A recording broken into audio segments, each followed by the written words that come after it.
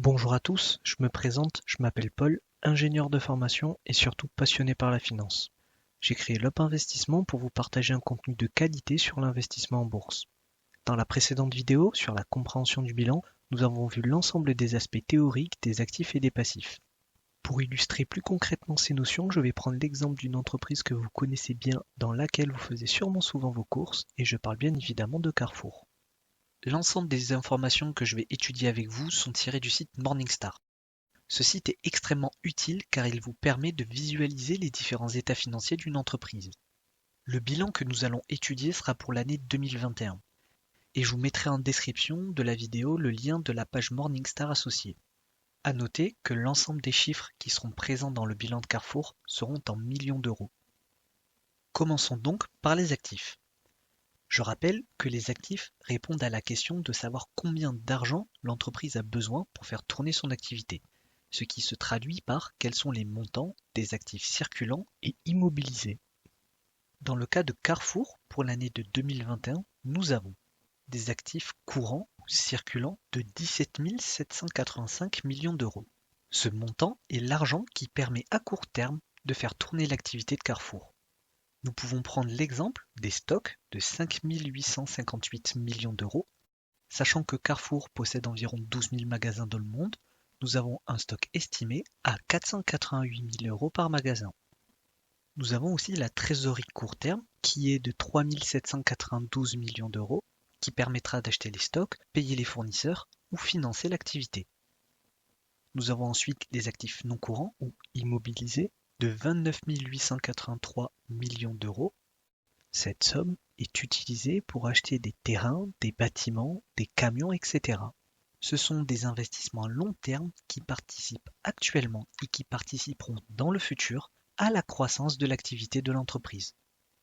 On obtient un total des actifs de Carrefour de 47 668 millions d'euros. Abordons à présent les passifs en répondant à la question suivante. Où Carrefour va-t-il trouver l'argent pour financer ses actifs? Et nous trouvons la réponse en étudiant les passifs externes ainsi que les capitaux propres. Les passifs externes, je le rappelle, se composent de deux éléments, les dettes courtes et long terme, ou appelées aussi passifs courants et non courants. Les dettes court terme, donc le passif courant, sont de 22 150 millions d'euros. Pour Carrefour, donc des grandes distributions, elles sont essentiellement composées de dettes fournisseurs, qui se traduisent par l'achat de stocks à crédit à ses fournisseurs. Et dans le cas de Carrefour, elles sont de 15 940 millions d'euros. Si l'on revient aux actifs de Carrefour, on remarque que sur les 15 940 millions d'euros de dettes fournisseurs, Carrefour ne possède plus que 5 858 millions d'euros de stocks. Nous en déduisons donc que Carrefour a déjà vendu une partie de ses stocks impayés grâce à sa dette fournisseur. Passons maintenant sur les dettes long terme, donc le passif non courant. Pour rappel, comme son nom l'indique, la dette long terme est un emprunt fait pour financer les investissements long terme pour les activités futures de l'entreprise. Pour Carrefour, nous avons un manque d'informations au sujet du passif non circulant. Nous devons donc lire le rapport annuel de 2021 de Carrefour pour obtenir plus de détails. On retrouve bien les dettes long terme de 5 491 millions d'euros et le global du passif non courant de 13 688 millions d'euros. Et ces informations sont disponibles directement sur le site de Carrefour et sont très faciles d'accès. Pour vous faciliter la recherche, je vous mettrai en description le lien associé. Passons sur la dernière partie des passifs, les capitaux propres, qui sont de 10 251 millions d'euros. C'est la valeur en possession de l'entreprise. On remarque que la ligne des capitaux propres est principalement due aux autres réserves. Dans le cas de Carrefour, qu'est-ce que cela signifie? Généralement, les autres réserves sont les bénéfices non redistribués. Mais nous allons vérifier cela en regardant encore une fois le rapport financier de Carrefour sur l'exercice de 2021.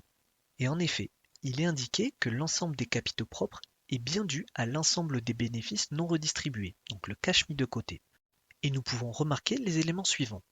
Le capital social, ou action ordinaire sur le bilan de Morningstar, est de 1 940 millions d'euros. C'est le capital émis à la création de l'entreprise par les associés et les investisseurs. C'est aussi les actions de l'entreprise qui sont détenues par l'entreprise elle-même. En suivant, nous avons les réserves consolidées. La somme des capitaux propres dédiés directement au groupe est de 10 251 millions d'euros. Car en effet, les intérêts minorités ou intérêts attribuables aux participations ne donnant pas le contrôle, qui sont la différence entre l'actif et le passif des filiales de l'entreprise revenant aux investisseurs des filiales et non à l'entreprise mère directement, sont inclus dans les capitaux propres mais n'en font pas directement partie. Nous obtenons un global des capitaux propres avec les intérêts minorités inclus de 11 830 millions d'euros.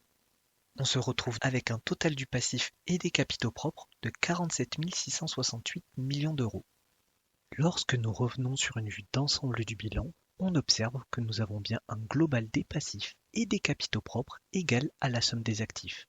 Et ce qui, comme nous l'avons vu, est cohérent et nous permet d'en déduire qu'il n'y a pas d'éléments manquants dans le cas de Carrefour pour l'année de 2021.